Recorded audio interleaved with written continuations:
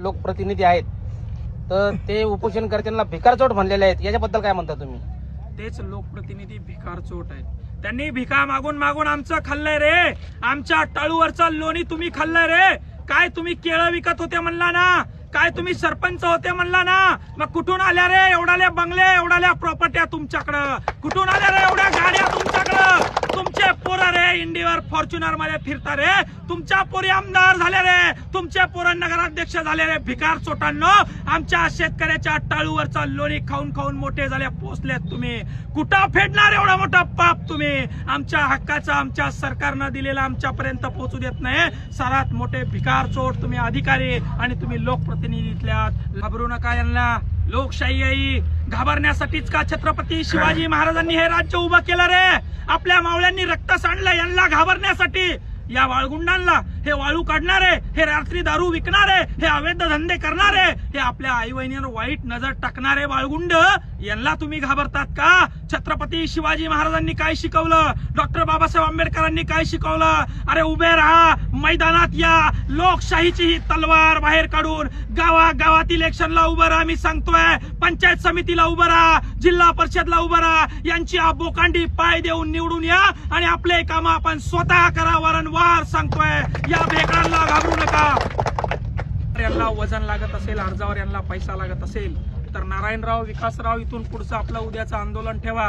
हे सगळे शेतकरी तरुण पोरं सोबत घ्या, नागडं व्हा, हातामध्ये भिकारी व्हा, हातामध्ये भगुने घ्या. मध्ये या अधिकाऱ्यांना भीक मागून या अधिकाऱ्यांना पैसे द्या. यांना अतिरिक्तचे पैसे जर काही मागत असेल तर शेतकऱ्यांना जाग्यावर तिथं नागडं व्हा आणि त्याचा लाईव्ह करा. पूर्ण महाराष्ट्राला, त्याच्या पाहुण्या रावळ्याला बघू द्या, त्याच्या बायकोला बघू द्या, त्याच्या लेकराला बघू द्या की तू जो तो सकाळी खातोय, तुझ्या गाडीत एसीत फिरतोय, तुझ्या बंगल्यात राहतोय, तो आमचा गोर गरीब कष्टकऱ्यांनी इमानदारीने इमानितबारीने कमावलेला तो पैसा आहे आणि आम्ही तुझ्या बापाला भीक देतो आणि तुझ्या लेकरांना पोचतोय, तुझं शिक्षण करतोय. हे आंदोलन छेडल्याशिवाय आता पर्याय नाही. ही भ्रष्टाचाराची साखळी आता पोखरल्या गेली आहे. ग्रामसेवकापासून तर विभागीय आयुक्तापर्यंत यांचे धागेदोरे आहे. हे लोक पैसे घेतल्याशिवाय काम करत नाही आणि तुमच्यासारखे शेतकऱ्याचे तरणे बांड पोरं जर का आवाज याच्यावर उचलला नाही तर छत्रपती शिवाजी महाराजांच्या आणि डॉक्टर बाबासाहेब आंबेडकरांच्या स्वप्नातल्या महाराष्ट्रासारखा, स्वप्नातल्या देशासारखा आदेश कधीच होऊ शकणार नाही. म्हणून तिथल्या तरुणांनी आता जागवणं गरजेचं आहे. इथल्या प्रत्येक तरुणांनी आता सोंग घेणं गरजेचं आहे आणि प्रत्येक अधिकाऱ्याला टेबली उघडं पाडणं गरजेचं आहे. तरच ही व्यवस्था बदलेल असं मला वाटतं. तर नागडं होऊन भीक मागून यांना, या अधिकाऱ्यांना आम्ही पैसे देणार आहे, लाईव्ह करून पैसे यांना देणार आहे. आता यांची लाज या अधिकाऱ्यांची यांनी सांभाळावी. एवढं 30-30, 40-40, 25-25, 10-10, 15-15 वर्ष ड्युटी केली. 10-5 हजारासाठी आपली लाज घालू नका.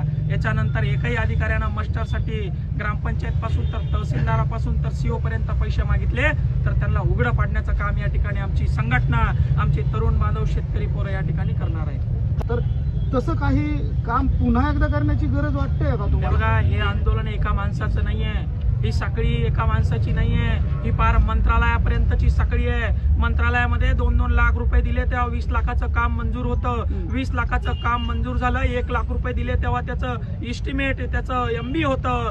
MB झाल्यानंतर पुन्हा 2 लाख रुपये दिले की त्याचं बिल खात्यावर येतं. अशा 20 लाखाच्या कामाला 5-5 लाख रुपये खर्च आहे.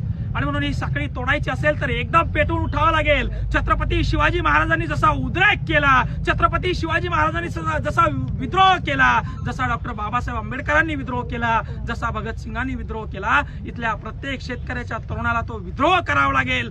तरच यांची मुस्कटदाबी होऊ शकते. अन्यथा हे शेतकऱ्यांना गिळंकृत केल्याशिवाय राहणार नाही. हा एक मोठा राक्षस आहे आणि या राक्षसाला मारायचं असेल तर रामबाण उपाय एकच आहे. समोर या, टेबलावर झगडा, टेबलावर यांना जा विचारा. झोपलेले नाहीये त्यांनी, झोपेचं सोंग घेतलंय, सोंग. आणि झोपेचं सोंग घेणाऱ्या माणसाला आपल्याला सोंग घेऊनच उठवावं लागतं. म्हणून हे सोंग आम्ही या ठिकाणी घेतलेलं आहे. आता ते झोपायची हिमाकत पुन्हा करणार नाही. आता जर का त्यांनी झोपाची हिमाकत केली तर त्यांच्या वरिष्ठांच्या, अधिकाऱ्यांच्या बंगल्यामध्ये, घरांमध्ये हे सोंग आम्ही घेऊन जाणार आहोत. इथल्या माजी खासदारांनी हे कार्य केलं असेल, हे कार्य करत असताना एखाद्या समाजावर अन्याय झाला असेल म्हणून त्यांचा टांगा पडती घोडे फरार या नगर परिषदला मला वाटतं या जनतेने केलेला आहे. तेच कारण आहे. हे केलेलं असताना ही हार लोकसभेची हार, ही विधान परिषदेची हार झाली असताना हा बाबा काय म्हणतो ऐकलं का तुम्ही? जातीय समीकरण बनलं म्हणून आमचं निवडून नाही. अरे आतापर्यंत जातीय समीकरण बनून तुम्ही निवडून आल्यात. आतापर्यंत मराठ्यांना, या दलितांना, या गोरगरिबांना, या कष्टकऱ्यांना शिव्या देऊन तुम्ही तुमच्या सत्ता स्थापन केल्यात. आतापर्यंत मुस्लिमांना शिव्या दिल्या, वेगवेगळ्या जातींना शिव्या दिल्या आणि जातीय समीकरण बिघडवण्याचं काम तर तुम्ही या ठिकाणी केलं. तुम्ही आमच्या समाजाचे आंदोलन करणाऱ्या नेत्याला काय काय वाकडा बोलला.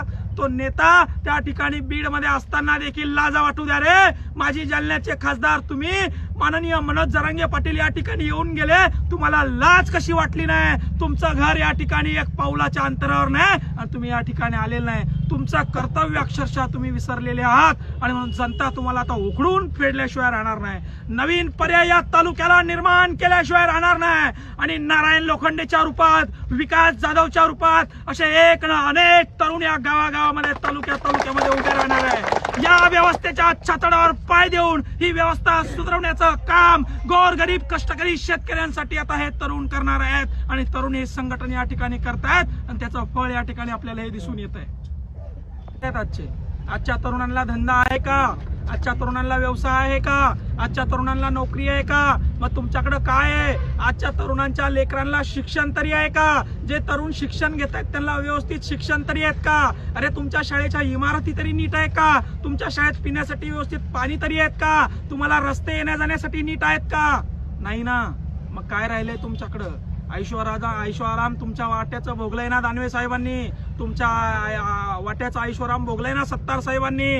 तुमच्या वाट्याचा ऐशोराम भोगताय ना चव्हाण साहेब. तुमच्या वाट्याचा ऐशोराम भोगताय ना कल्याण काळे. अरे या सगळ्या लोकांनी लुटून खाल्लंय ना. टाळूवरचं लोणी खाल्लंय ना तुमच्या. कधी जागणार आहात? कधी तुम्हाला जाग येणार आहे? आता तुमच्या हातात मायबापो काही राहिलं नाही. अरे आता लढा. नागडं व्हायला घाबरताय काय? तुम्हाला नागडं केलं यांनी. तुम्ही मंद झालात. तुम्ही मानसिकतेमध्ये झगडतायत. अरे यांना झगडा, बाहेर या आणि या रणांगणात उडी घ्या, उभा राहा आणि यांना उत्तर द्या. याशिवाय आता तुमच्याकडे पर्याय राहिलेला नाही. नाहीतर तुमची देखील अवस्था त्या बांगलादेश सारखी, त्या नेपाळ सारखी, त्या श्रीलंकेसारखी, त्या म्यानमार सारखी झाल्याशिवाय राहणार नाही. ही गोष्ट या तरुणांनी, महाराष्ट्रातील शेतकऱ्याच्या पोरांनी लक्षात घ्या.